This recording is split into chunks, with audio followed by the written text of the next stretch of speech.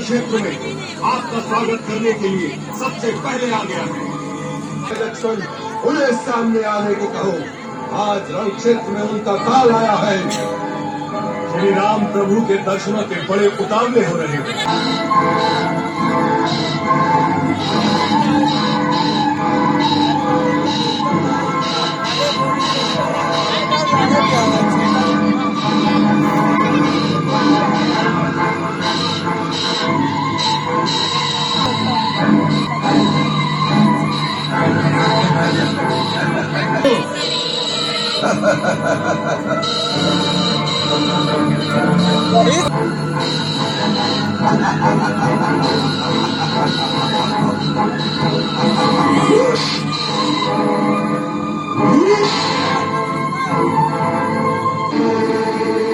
तुझे छोड़ देता हूँ। आज मेरा लक्ष्य तू नहीं, आज सबसे पहले अपने भाई अधिकारी के हंता लक्ष्मण को यमलोक पहुंचाने आया हूँ। हाँ है लक्ष्मण, उससे कहो इंद्रजीत ललकार रहा है। प्रभु, मेघनाथ मृगों के झुंड में घुसे हुए सिंह के समान वानर सेना का नाश करता हुआ बार बार दहाड़ दहाड़ कर वीर लक्ष्मण को युद्ध के लिए ललकार रहा है। आज्ञा दीजिए भैया, आज मेघनाथ नहीं ये लक्ष्मण लगे।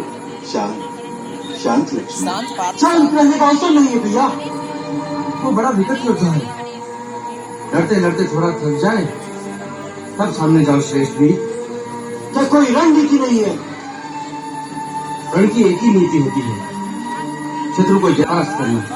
परंतु अनीति की राह पर चलता है।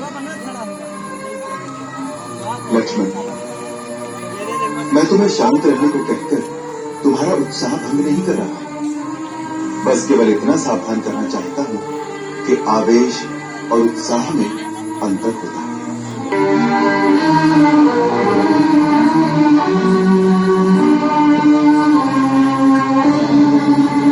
सुग्रीव अंगद मुंह की खाकर चले गए।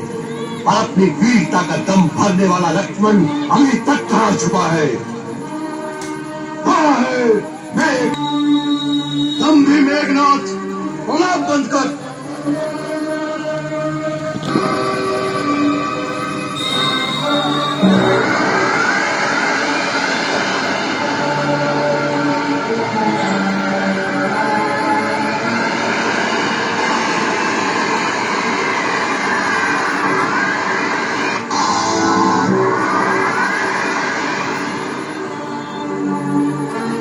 अस्त्र शस्त्र बेकार हो गए तो दंड बच्चों के समान पत्थर फेंकने लगे।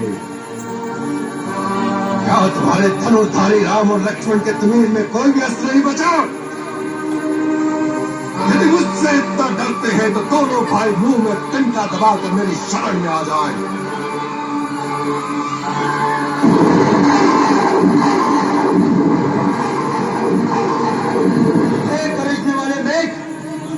लक्ष्मण आ गया है तुझे भी तेरे भाई अधिकार के पास पहुंचाने के लिए।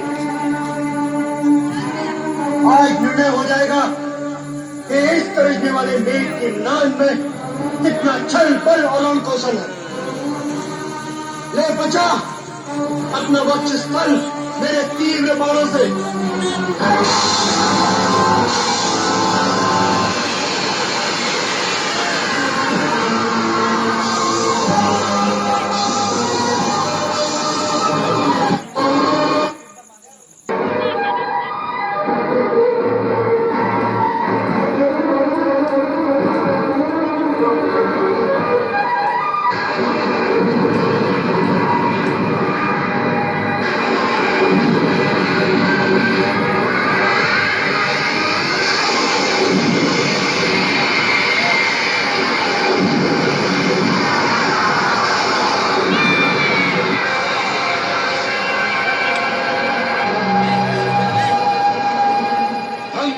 अस्त्र से सूखे पत्तों की तरह सारी सेना बिखर जाएगी।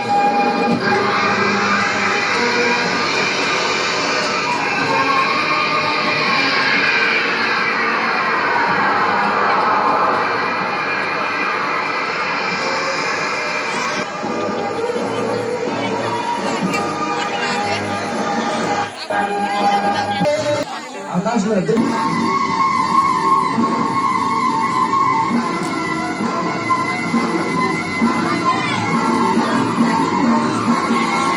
पावर शब्द से मेरे अस्त्रों का अंत कर रहा है।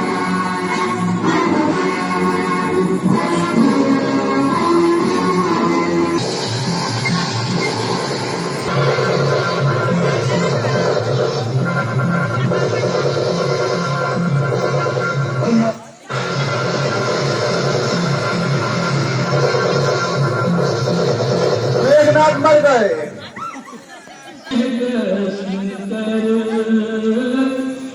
ये संभव है। मेरा मेघनाथ थोड़ी ही देर।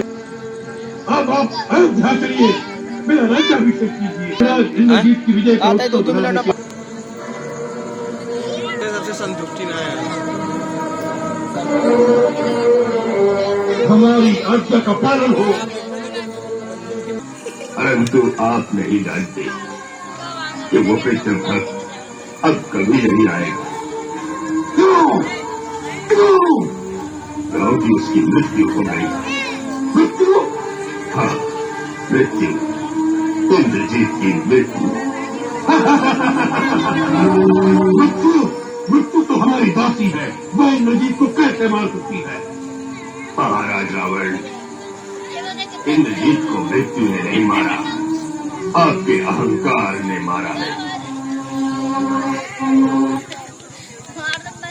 आज उसी अहंकार ने आपकी चेतना को ऐसा लुप्त कर दिया है कि इस समय आपको अपने पुत्र की मृत्यु का भी पूर्ण आभास नहीं है।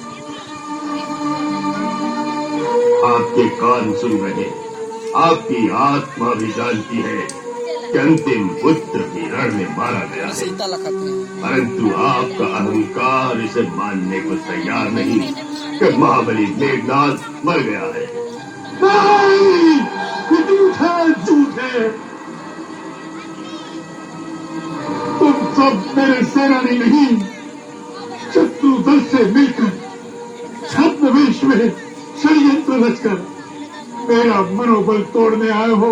मेरा मनोबल तोड़ने आए हो, तो मैं इस प्रकार नहीं टूटूंगा, नहीं टूटूंगा, नहीं टूटूंगा, नहीं टूटूंगा। मैं तुम सब लोगों की गर्दनें उड़ा दूंगा। द्रोहियों, मैं तुम सबको मृत्युदंड दूंगा, मृत्युदंड। तुम सबको मृत्युदंड दूंगा। मृत्युदंड मुझे भी दो महाराज लंका में और घर में कोने कोने में मृत्यु का तांडव हो रहा है, तो मैं ही मृत्यु से वंचित क्यों? क्यों अभी तक?